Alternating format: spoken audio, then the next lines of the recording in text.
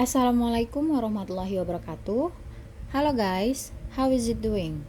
Is it good? Great, Alhamdulillah. So, welcome back to my online English class.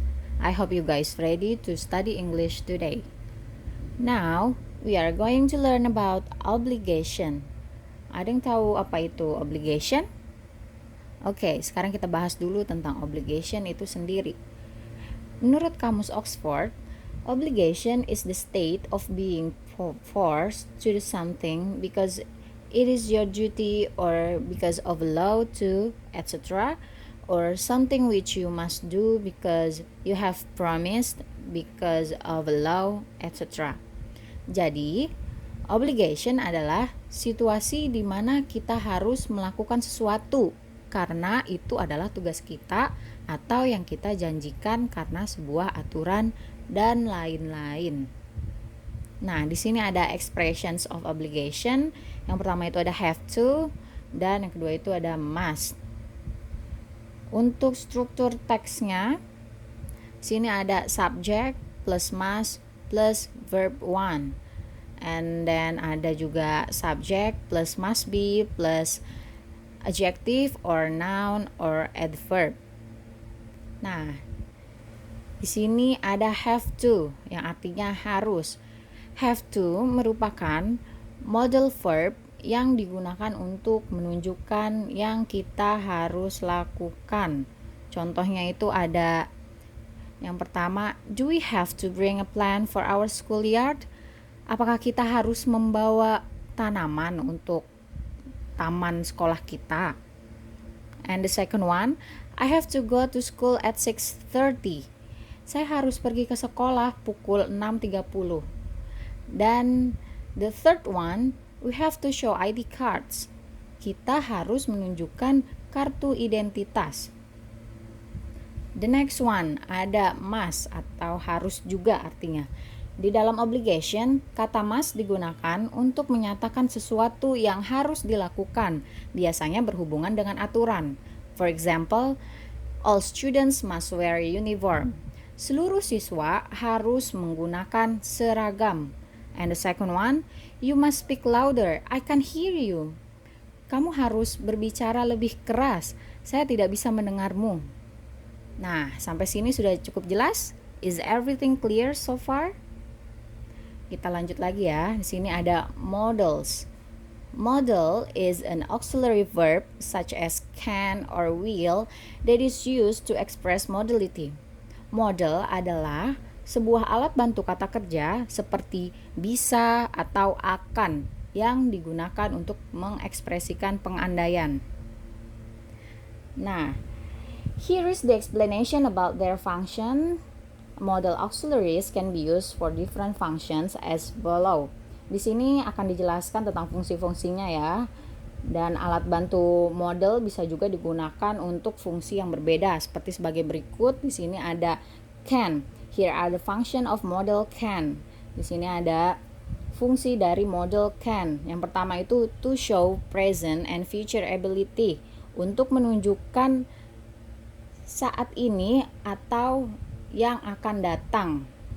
Contohnya itu I can do my homework. Saya bisa mengerjakan tugas saya. Yang B, to show request, untuk menunjukkan permintaan. For example, can I borrow your pen? Or can I borrow your book? Bisakah saya meminjam bukumu? And yang C itu to express an offering, untuk pengungkapan sebuah permintaan, offering. Contohnya itu can I do something for you? Bisakah saya membantumu? Nah, ini yang kedua itu ada could. Ini adalah fungsi dari modal could. Yang pertama itu to show ability in a past. Contohnya, I could play soccer when I was a child. Jadi ini untuk menunjukkan kemampuan di masa yang lampau ya, di masa lalu. Contohnya itu, saya bisa bermain sepak bola ketika saya masih kecil. Dan B itu to show a polite request, untuk menunjukkan permintaan yang lebih sopan. Contohnya, could I borrow your pen please? Bisakah saya meminjam pulpenmu? Ini untuk kalau kita untuk lebih sopan lagi meminta kepada yang lebih tua, seperti itu. Nah, di sini yang ketiga adalah may. Fungsi dari model may adalah yang pertama itu to show possibility in a present or future. Untuk menunjukkan kemungkinan di masa saat ini atau yang akan datang. Contohnya, he may go to the library now. Dia mungkin pergi ke perpustakaan sekarang. Atau yang B, to show a polite request, untuk menunjukkan permintaan yang lebih sopan juga untuk yang lebih tua. Seperti itu. May I borrow your pencil? Bolehkah saya meminjam pensilmu? Dan yang ketiga itu ada to show offering. May I help you? Dan bisakah saya membantumu? Yang D itu to show hopes and wishes about the future. Untuk menunjukkan harapan tentang masa yang akan datang. Contohnya, may God be with you. May you rest in peace. Semoga Tuhan menyertaimu, semoga kamu beristirahat dengan tenang, seperti itu. Dan yang keempat itu ada might. Yang pertama itu ada to show possibility in the present or future. Ini sama ya kayak may, cuma ini bentuk dari lampaunya, atau bisa yang lebih sopannya juga itu might.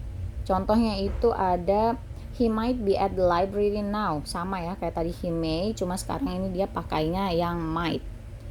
Dia mungkin berada di perpustakaan sekarang. Yang kedua itu to show a polite request, untuk menunjukkan permintaan yang lebih sopan. Itu juga bisa. Pokoknya yang lebih sopan itu kalau kita meminta kepada yang lebih tua atau orang yang belum dikenal, itu kita harus menggunakan kata yang lebih sopan, seperti might I borrow your dictionary? Bolehkah saya meminjam kamusmu? Seperti itu. And the last one, should or ought to. Harus. Should itu artinya harus ya. Ini yang pertama itu to show advisability, untuk menunjukkan kelayakan atau sebuah saran. For example, he should take a rest now. Dia harus istirahat sekarang. Dan yang B itu ada to show essence or recommendation. For example, it is essential that you should go home early.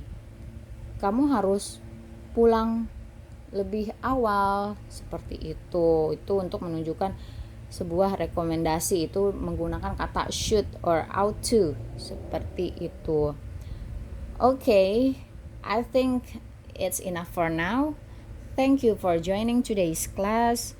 For any further questions, you can ask me by WhatsApp. Buat yang masih kurang jelas atau belum mengerti tentang materi obligation dan models, silakan kalian tanyakan ke saya melalui WhatsApp. And see you bye. Wassalamualaikum warahmatullahi wabarakatuh.